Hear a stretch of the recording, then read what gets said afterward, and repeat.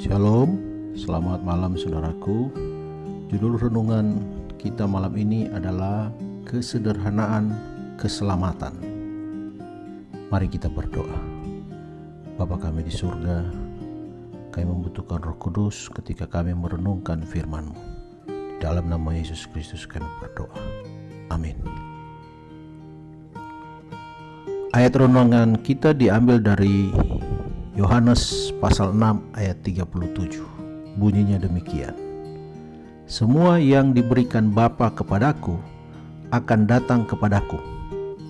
Ia tidak akan kubuang. Berbagai gaya bahasa menggambarkan keselamatan yang diberikan Allah itu. Ide menyelamatkan pun adalah sesuatu metafora yang menggambarkan Allah memperkenankan manusia dalam keadaan perang atau dipelihara jadi selamat juga. Paulus memberi suatu daftar yang panjang yang terdiri dari pengalaman bermacam-macam manusia yang dapat kita samakan dengan keselamatan yang diberikan Allah itu. Kata membenarkan berasal dari undang-undang yang dipakai di pengadilan. Demikian juga dibebaskan. Menyucikan menggambarkan proses untuk membuat seseorang atau sesuatu benda menjadi suci. Menebus berarti membeli kita kembali, sama seperti membayar janji.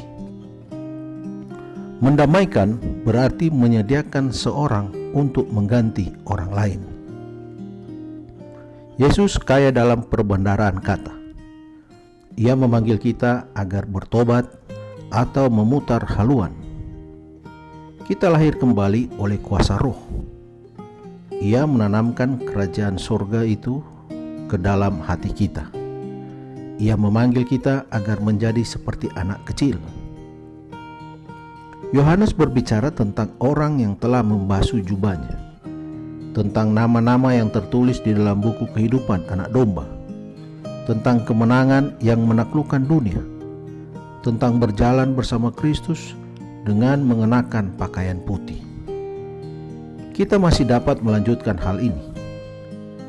Daftar tersebut akan semakin panjang apabila semakin banyak orang membaca. Paulus menjamin kita akan kesempurnaan di dalam Kristus, tentang kejadian baru, tentang kebenaran yang berasal dari Kristus. Mungkin orang akan berpendapat bahwa hal itu adalah masalah rumit. Paling tidak harus diberikan satu amaran. Seperti suatu perumpamaan yang jarang memberikan suatu dasar yang mantap untuk suatu doktrin. Demikian pula kita akan membiarkan orang lain terheran-heran dan kita sendiri menyimpang jika kita menerima satu atau dua gaya bahasa ini, betapapun kaya artinya, lalu mendasarkan segenap pengertian kita akan keselamatan padanya. Sekarang, cobalah pikirkan akan dasar-dasar yang sederhana itu. Yesus berkata, "Datanglah, maka aku akan menyelamatkanmu." Bahkan saudaramu mau datang dan mengatakan ya, adalah karena dia dan bukan dari diri saudara sendiri. Saudara tidak memerlukan 5 langkah atau 4 atau 3 pun agar Allah mau menerima saudara. Perjanjian baru memberikan satu langkah keselamatan. Percayalah kepada Tuhan kita, Yesus Kristus, maka engkau akan selamat. Saudaraku, tidak peduli betapa pentingnya apa yang terjadi kemudian. Tetapi awalnya adalah di sini. Keselamatan itu berasal dari Tuhan. Dengan aksioma tersebut, orang Kristen mulai pada setiap hari yang baru.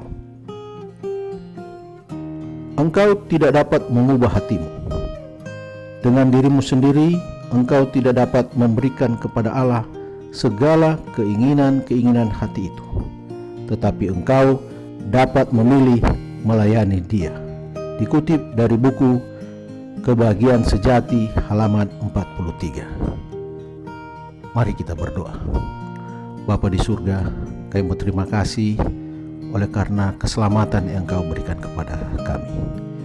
Biarlah Roh Kudus menuntun kami agar iman kami tetap teguh dan kami yakin dengan kepastian bahwa Yesus segera akan datang. Di dalam nama Yesus Kristus kami sudah berdoa. Amin.